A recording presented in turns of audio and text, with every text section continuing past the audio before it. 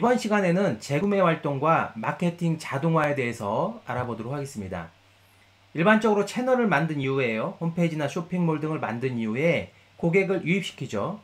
고객을 유입시킬 수 있는 방법은 광고, 검색, SNS 등이 있다고 말씀드렸고요. 이렇게 고객이 유입됐다면 우리 채널에서 구매로 전환시켜야 되겠죠. 혹은 회사 소개서를 다운로드 받게 해야 될 겁니다. 구매 전환에 영향을 미치는 것은 상세 설명이 가장 중요하고요. 상세 설명 잘 쓰기 위해서는 고객을 정확하게 정의해야 된다고 말씀드렸었고, 상세 설명 외에 판매자의 신뢰성이 있을 수 있고요. 그리고 사회적 증거로 불리는 구매 후기, 결제 편리성, 가격 등이 구매 전환에 영향을 미칠 겁니다. 이렇게 한 번 이상 구매한 사람들이 반드시 다시 와야겠죠? 만약에 새로운 고객만 계속 찾는다면 앞단에서 광고비가 너무 많이 들어갈 겁니다.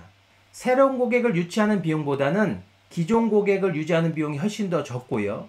매출액, 객단가도 훨씬 더 재구매 고객이 크기 때문에 기존 고객을 잘 활용하는 것이 필요합니다. 의외로 많은 기업들을 가보면 새로운 고객을 찾는 데는 많은 노력을 하시는데 기존 고객을 유지하는 데는 생각보다 큰 관심을 두지 않는 사례가 많이 있습니다. 고객이 실제 우리 채널에 들어와서 고객이 되는 과정을 한번 보도록 하겠습니다. 우리 고객이 잠재 고객을 찾아야 되기 때문에 잠재 고객을 유치하기 위해서 우리가 꾸준한 홍보 활동이라든가 아니면 지속적으로 우리 오프라인과 온라인 노출하는 이러한 전략들을 좀 취할 거고요. 이렇게 우리 제품, 우리 기업이 인지가 됐다면 이 사람들이 쉽게 올 수 있도록 어떤 용이한 접근성을 갖추는 것들, 혹은 사고 싶도록 충동 구매를 일으킬 수 있는 1+1과 같은 이런 판촉 활동도 좀 필요할 거고요. 이렇게 해서 사람들이 우리의 오프라인과 온라인에 들어왔다면 현장에서 응대해주는 오프라인의 직원의 세일즈 역량, 혹은 온라인에서는 세일즈를 할 수 없기 때문에 상세 설명이 구매에 영향을 미친다라고 말씀드렸었는데요. 여기에서 매출액이라는 행위를 조금 더 쪼개보실 필요가 있습니다. 매출액이 너무 추상적인 단어예요, 사실은. 매출액은 기업의 여러 활동의 결과물이지 사실 디지털 마케팅의 결과물은 아닐 수도 있습니다. 혹은 경쟁 기업에 이슈가 생겨서 우리 기업이 그러한 수혜를 보고 있는 것일 수도 있거든요. 그래서 매출액이란 추상적인 행위를 조금 더 쪼개서 생각해 보실 필요가 있을 텐데요. 먼저 매출액은 구매 고객 수 곱하기 객단가입니다. 고객 중심으로 바라보는 건데요.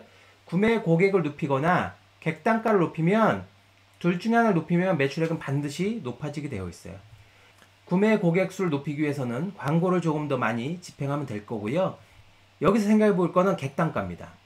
우리가 동일한 고객이지만 구매하는 금액을 키워버리면 인건비는 고정비에 해당하잖아요. 그리고 택배비도 사실은 일정한 무게나 부피까지는 금액이 동일할 테니까 한 번 구매하는 사람의 객단가를 키워버릴 수 있다면 수익을 높일 수 있거든요. 택배를 3만원짜리 포장 하나, 6만원짜리 포장 하나, 일은 똑같다고요. 그리고 부피나 무게가 크게 증가하지 않으면 택배비도 동일할 가능성이 높기 때문에 구매하는 금액을 키울 수 있다면 고정비를 상쇄시킬 수 있기 때문에 기업의 매출과 수익은 훨씬 더 좋아지게 되어 있습니다. 객단가를 높이기 위해서 쓰는 방법이 업셀링이죠. 단품이 3만원, 두 개가 6만원인데 만약에 58,000원으로 할인을 해서 하나가 아니라 두 개를 사게 할 수 있다면 우리는 5% 정도를 할인을 해줬지만 우리 입장에서는 택배비를 절약시킬 수 있고요. 그리고 전체 금액을 키웠기 때문에 매출도 커지고 여러가지 앞에 얘기했던 고정비는 동일하기 때문에 수익이 좋아질 수밖에 없습니다. 다른 한편으로는 크로스셀링 전략도 씁니다. 청바지를 구매한 사람에게 티셔츠를 같이 사게 만들 수 있다면 매출액을 2배 키울 수 있는 거죠. 매출, 이렇게 너무 추상적으로 바라보지 마시고 매출액은 가장 기본적으로 구매하는 고객을 키우거나 아니면 객단가를 키우면 둘 중에 하나라면 반드시 커지게 되어 있고요. 여기서 또 쪼개보실 것은 구매 고객입니다. 구매 고객을 다시 쪼개보면 새로운 고객과 기존 고객으로 다시 나눌 수 있어요. 새로운 고객을 유입시키려면 비용을 써야 되고요. 무엇보다 새로운 고객은 설득하는데 많은 시간과 비용이 들어요. 그런데 우리 것을 한번 구매했던 사람들은 사실 추가적인 설득이 그렇게 오래 걸리지는 않습니다. 그리고 한 번 이상 구매한 사람들은 더 많이 구매할 확률을 갖고 있죠. 객단가가 훨씬 더 커지기 때문에 저는 재구매 고객에게는 줄 수 있으면 줘라. 이런 이야기를 많이 하는데요. 그래서 기업들에서 재구매 고객을 위해서 활용하는 전략 중에 하나가 쿠폰을 발급하는 겁니다. 회원가입 단계에서 주기도 하고요. 여러 가지 이벤트가 있을 수 있죠. 계절별 이벤트도 있을 수도 있고, 그리고 화이트데이, 발렌타인데이처럼 법적으로 정해진 건 아니지만 우리가 일반 생활하면서 챙기는 이러한 이벤트적인 속성을 갖는 것도 있기도 하고요. 그리고 한 사람의 라이프 스타일이 주는 이벤트들도 있거든요. 졸업이나 입학, 결혼, 출산, 이와 같은 이벤트들도 있을 수 있기 때문에 여러 가지 단계별에 맞게끔 쿠폰을 발급한다면, 우리 기업 입장에서 비용이 지불이 하는 것 같지만 새로운 고객을 유입시키기 위해서 시간과 비용을 쓰는 걸 감안하면 더 주는 게 사실 훨씬 더 절약일 수 있습니다. 여기서 유의하실 것 중에 하나는 실제 고객 입장에서 혜택처럼 느끼게끔 해줘야 돼요.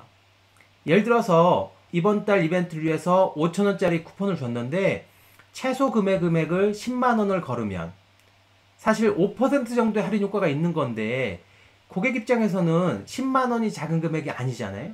그러면 이게 쓰라는 거야 말라는 거야, 이런 생각이 좀 들 수 있기 때문에 주기적으로 쿠폰을 발급하는 것들, 그리고 이러한 것들을 이메일 통해서 안내하는 것들은 상당히 좋은 전략이지만, 고객 입장에서 쓸 수 있는, 고객이 정말 혜택을 얻고 나는 이 회사 제품과 서비스를 좋아하는데 충분히 나에게 혜택이 있다 라고 인식될 수 있을 정도의 쿠폰을 좀 주셔야 되고요. 생색만 내시면 안 된다라는 겁니다. 그러면 기업에서 쓸 수 있는 이벤트는 어떤 것들이 있을까요? 월별이나 계절별, 그리고 시즌, 이벤트성이 있을 수 있는데요. 선제적으로 한 달 전에 기업들은 움직입니다. 발렌타인데이 한 달 전에 사실 기획이 다 되고 상세 설명이 갖춰야 되고 그에 필요한 광고가 세팅이 되어 있어야겠죠. 임박해서 하면 벌써 경쟁자는 다 하고 있는 시점에 들어가는 거기 때문에 광고 비용이 높아질 수밖에 없고, 상대적으로 준비 시간도 짧기 때문에 구매 전환도 좀 제한적일 수밖에 없습니다. 선제적으로 한 1개월 전쯤에는 키워드를 사전에 선점해서 미리 세팅을 해 놓으실 필요가 있고요. 블로그라든가 쇼핑몰, 페이스북 페이지 등에서 이벤트를 한다는 것을 최소 일주일 전쯤에는 공지를 통해서 사람들에게 인식하게 할 필요가 있고, 기존 회원들에게는 쿠폰들을 줘서 이곳이 이벤트를 하고 있구나라고 적극적으로 노출을 하실 필요도 있습니다. 이벤트에서 유의하실 것 중에 하나는 가격 할인을 너무 자주 하시면 사실 재구매가 일어나지 않습니다. 소비자가 한번 학습이 되면 다음에 또 할인하겠지 라고 인식이 되면 그때를 기다리거든요. 우리는 지금 매출을 내야 되는 거기 때문에 가급적 가격 할인과 같은 이벤트들은 좀 피하시는 것을 좀 권장드리고요. 무엇보다 가격이 한번 무너지면 한번 내려간 가격은 다시는 회복하지 못하는 이러한 속성을 갖고 있습니다. 그래서 사은품을 제공한다거나 아니면 추가 포인트를 제공해서 그 다음 방문을 유도할 수 있는 형태의 이벤트를 개인적으로 권장해드리고요. 일반적으로 한 1년 정도 하면 전체 주기가 다 잡히기 때문에 그 주기에 맞게끔 한번 진행하시고 전체 키워드 광고를 한다면 광고를 오프 시켜놓고 다음 연도에 다시 온을 시켜놓으면 2년 차서부터는 조금 더 수월하게 운영을 하실 수 있습니다. 이러한 것들을 고객에게 적극적으로 커뮤니케이션을 하실 필요가 있어요. 고객 관리, 재구매에서 가장 개인화된 것들은 사실 이메일이거든요. 우리가 이메일을 너무 자주 받아서 스트레스이긴 하지만 너무 자주 보내지 않고요. 2주에 한 번 정도 혹은 이슈가 있을 때는 일주일에 한 번 정도 이메일을 보내면 생각보다 효과가 있습니다. 우리 제품과 서비스를 구매한 사람들은 어쨌든 우리에게 긍정적일 가능성이 높은 거죠. 불특정 다수보다는 우리가 주기적으로 소식을 전달하고 그리고 특정 이벤트 시즌에 쓸 수 있는 쿠폰을 줄 수 있다면 이런 것들이 크게 스팸으로 와닿지 않는 사람들도 많이 있기 때문에 안 하는 것보다는 하는 게 100% 좀 낫다고 볼 수 있는데요. 이메일 마케팅은 기존 고객을 대상으로 재구매를 이끌 수 있는 가장 대표적인 방법 중에 하나입니다. 회원들의 정보를 세분화해서요, 마케팅을 펼칠 수가 있을 텐데요. 스팸에 대한 반감이 분명히 있죠. 양질의 콘텐츠가 뒷받침이 되고 실제 나에게 의미 있는 혜택으로 올 수 있다면 고객들은 기꺼이 그런 것들을 감수를 하거든요. 너무 두려워하지 마시고 저는 이벤트를 지속적으로 하시고 고객에게 이메일로 꾸준하게 커뮤니케이션 활동도 하시라고 말씀드릴 수 있는데요. 물론 이를 위해서는 회원가입 단계에서 고객의 이메일을 수집하는 것이 필요합니다. 동의하지 않은 고객 정보를 활용하는 것들은 이러한 것이 법적인 제약사항에 들어갈 수 있기 때문에 임의로 활용하시면 안 되고요. 회원가입 단계에서 이메일을 입력하도록 하고 회원가입이 정상적으로 되어 있는지를 이메일 인증을 통해서까지 하게 해놓는다면 보다 정확한 이메일 정보를 수집을 하실 수가 있을 겁니다. 가장 기본적으로 사실 확보해야 될 데이터 중에 하나가 이메일 데이터입니다. 써도 되고 안 써도 되고 이런 것들이 아니라 가급적 필수사항으로 이메일 정보는 수집하는 것을 좀 권장을 드리고 싶고요. 이렇게 이메일 정보를 수집했다면 이메일을 자동적으로 보내주는 메일침프와 같은 솔루션이 있습니다. 아니면 홈페이지나 웹사이트에서 제공해주는 기본 솔루션도 있기 때문에 그런 것들을 활용하셔도 되고요. 이메일 마케팅은 키워드 광고와 마찬가지로 여러 가지 분석을 할 수 있다는 장점이 있어요. 우리가 이메일을 보내면 열어봤는지 안 열어봤는지 그리고 클릭을 통해서 유입됐는지 그리고 해당 이메일을 몇 번 열었는지 오픈율 같은 것들도 정확하게 분석이 된다는 장점이 있기 때문에 보다 마케팅 활동을 좀 체계화시킬 수 있는데요. 재구매를 위해서 이메일을 보내실 때 몇 가지 참조하실 사항이 있습니다. 첫 번째는 이메일의 제목이 가장 중요해요. 이메일 제목이 너무 광고성처럼 느껴진다면 고객은 아예 오픈하지 않을 겁니다. 그래서 이메일 제목에 무엇인가 정보성이 필요하거나 혜택이 있다는 것을 암시하면서 이메일 제목을 작성하실 필요가 있고요. 그리고 본문 내용은 간략하게 확인할 수 있어야 됩니다. 우리 제품의 서비스에 대한 팬이 아닌 이상 그걸 처음부터 끝까지 쭉 읽어주지 않기 때문에 정확하게 내용을 확인할 수 있게끔 소제목을 달아서 그룹핑화하는 것도 좀 필요하고요. 메시지를 비교적 정확하게 전달하는 전략이 필요할 수 있고요. 그리고 앞에 얘기했지만 고객에게 실제적인 도움이 되어야 됩니다. 우리 것을 구매하세요 와 같이 자꾸 접근하는 것은 나를 구매 대상으로만 바라보는 거기 때문에 처음에는 한두 번 열어주다가 나중에 이게 계속 같은 패턴을 반복하면 아예 오픈을 하지 않기 때문에 이런 것들을 좀 체계적으로 정보성을 좀 담아서 접근하실 필요가 있고요. 그리고 관련 법상 수신 거부를 아주 쉽게 할 수 있도록 수신 거부를 포함시켜 놓으셔야 됩니다. 최근에 메일침프라든가 기본적인 이메일 솔루션에서는 수신 거부 기능이 있기 때문에 이런 것들을 좀 포함해서 이메일링을 하셔야 될 필요가 있고요. 이메일은 개인화된 거거든요. 그러니까 전체를 위한 거를 만들어 놓고 발송을 해버리면 이게 스팸처럼 인식이 된다고요. 가급적 개인화된 개인의 관심사 기반으로 그리핑을 통해서 이메일 마케팅을 진행을 하셔야 보다 효과를 보실 수가 있습니다. 고객과 관계를 형성하는 서비스에 이메일 마케팅은 가장 개인화된 서비스이고요. 이외에도 페이스북과 블로그, 인스타그램, 유튜브와 같은 소셜미디어도 있을 수 있습니다.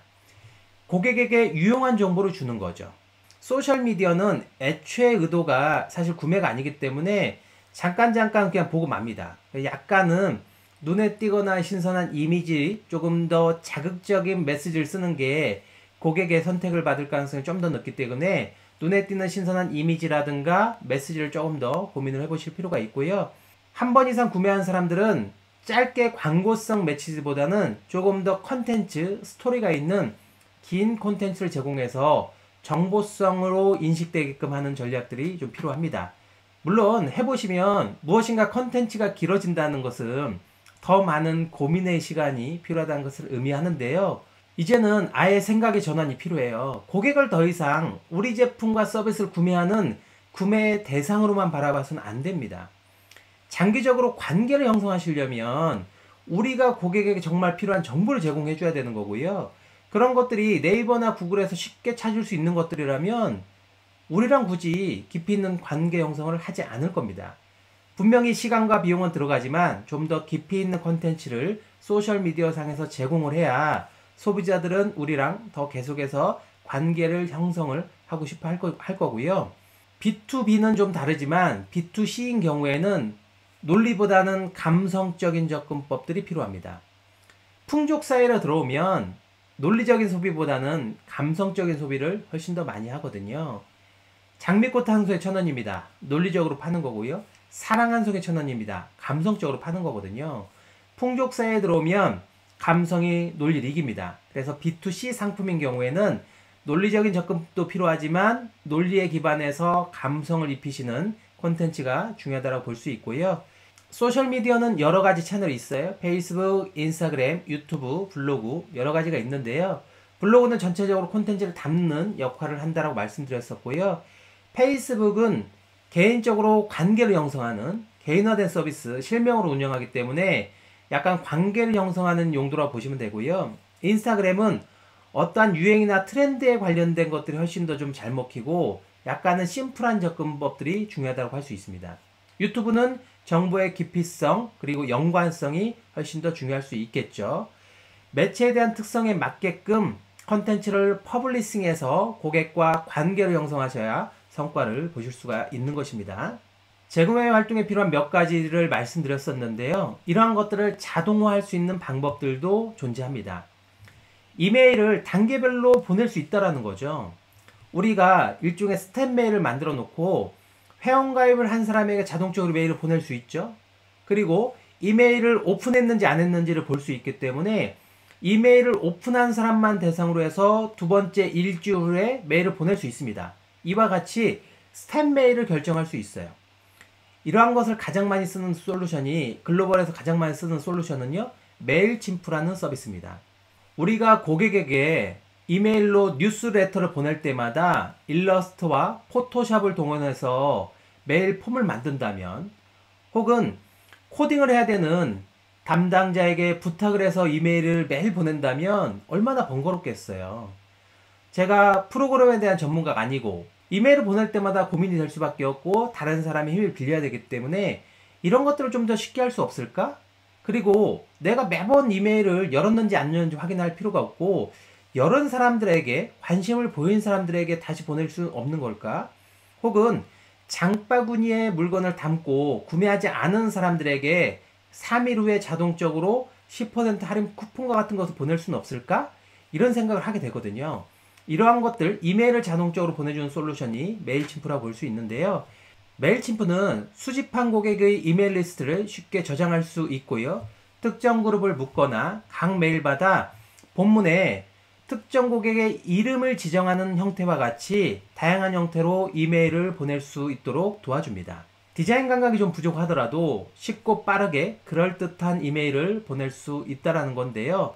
적어도 우리가 텍스트 중심으로 기본적인 이메일을 보내는 것보다는 훨씬 더 세련되게 보낼 수 있는데요. 메일침프에서는 메일을 확인한 비율, 그리고 메일 내 클릭, 우리가 링크를 포함해서 보냈다면 클릭률 등을 이메일 관리자 화면에서 확인을 할 수가 있고요. 이러한 것들을 시각화해서 보여주기 때문에 회사에서 커뮤니케이션 하는데도 훨씬 더 도움이 됩니다. 메일침프에서는 이메일을 자동적으로 발송할 수 있는 이 자동화 기능도 제공하고 있는데요. 예를 들어서 워드프레스 기반의 홈페이지랑 연동을 한다면 회원가입 시점에 이메일을 보내게 하고 그리고 특정 카테고리를 방문했을 때 보내게 할 수도 있고요. 장바구니에 담고 구매하지 않은 사람들에게 조금 더 우리의 장점을 어필할 수 있는 이메일을 보낼 수도 있습니다. 이와 같이 사람이 개별적으로 접근해야 될 마케팅 활동을 자동화해 주는 것을 마케팅 자동화라고 하는데요.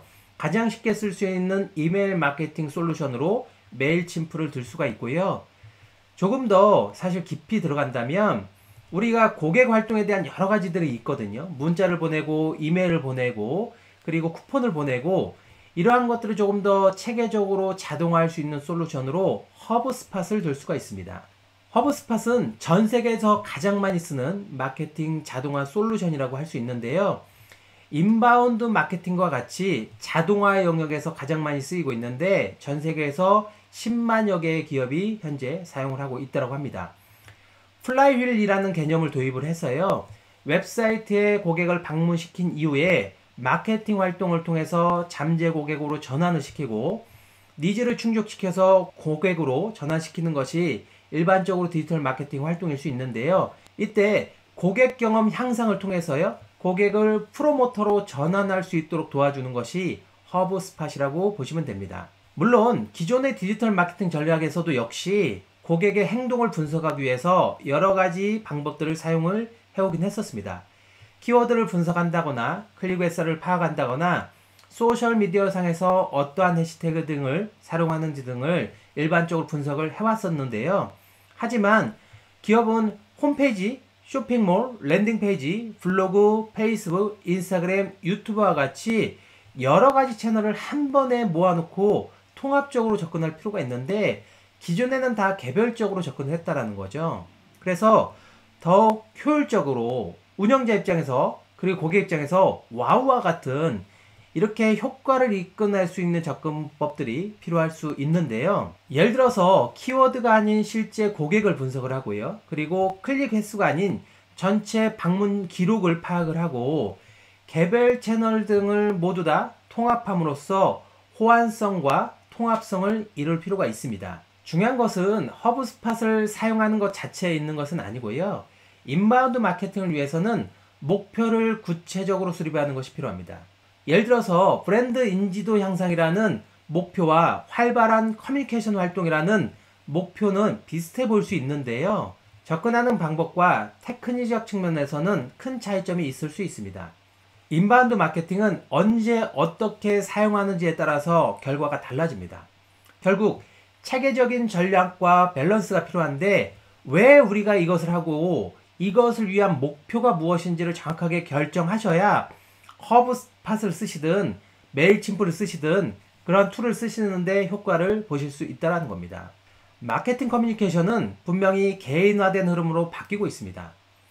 이러한 흐름 속에서 인바운드 마케팅은 타깃 오디언스에 대한 도달, 그리고 리더를 육성하고 세일즈를 증대하고 브랜드 인지도를 향상시키고 신뢰도를 구축하고 검색 엔진을 통해서 잠재 고객을 연결하는 등의 활동에 매우 효과적인 방법입니다. 콘텐츠를 만들어가는 것도 어렵고 경쟁 기업도 존재하지만 꾸준히 해야 되는 방법 중에 하나고요. 결국 하나의 정형화된 해답은 없습니다. 기업이 다양한 방법을 시도하면서 체계적으로 접근해야 되는데 메일침프와 허브스팟 같은 여러 가지 솔루션 좋은 것들이 많이 있기 때문에 이런 것들을 활용하시면 보다 쉽게 마케팅 활동을 진행을 하실 수 있을 겁니다. 네, 이번 시간에는 재구매 활동과 마케팅 자동화에 대해서 알아봤습니다.